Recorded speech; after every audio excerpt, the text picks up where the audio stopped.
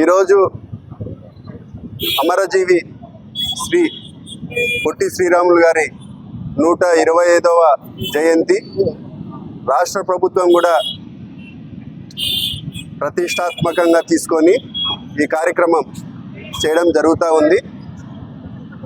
తెలుగు భాష మాట్లాడే వాళ్ళందరూ ఐక్యతగా ఉండాలా, ఒక రాష్ట్రం ఏర్పడాలనే ఉద్దేశంతో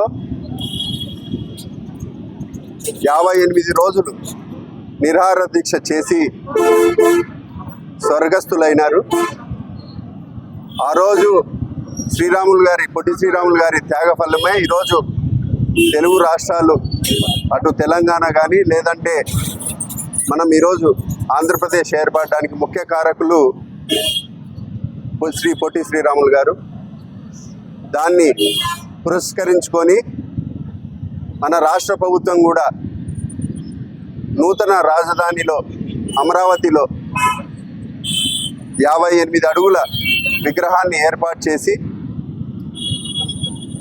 ఈరోజు దాన్ని ఓపెనింగ్ కూడా మన ముఖ్యమంత్రి వర్యులు నారా చంద్రబాబు నాయుడు గారు, డిప్యూటీ సీఎం పవన్ కళ్యాణ్ గారు, నారా లోకేష్ బాబు గారు, టీజీ భరత్ గారు అందరూ ఏకమై ఆయనకు గుర్తుగా ఆయనకు ఘన నివాళిని అర్పిస్తూ ఈరోజు 125వ జయంతి రోజు 58 అడుగుల విగ్రహాన్ని ఏర్పాటు చేయడం జరిగింది.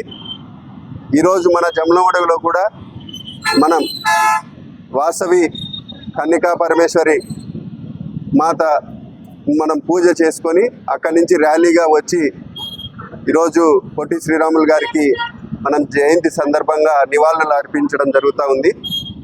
తెలుగు భాష ప్రేమికుడిగా, తెలుగు ప్రజల ప్రేమికుడిగా ప్రతి ఒక్క కులము మతము తెలుగు భాష ఎక్కడ మాట్లాడుతున్నా అందరూ పొట్టి శ్రీరాములు గారిని ఈరోజు ఒక ఆదర్శంగా తీసుకొని ముందుకు సాగుతున్నారు.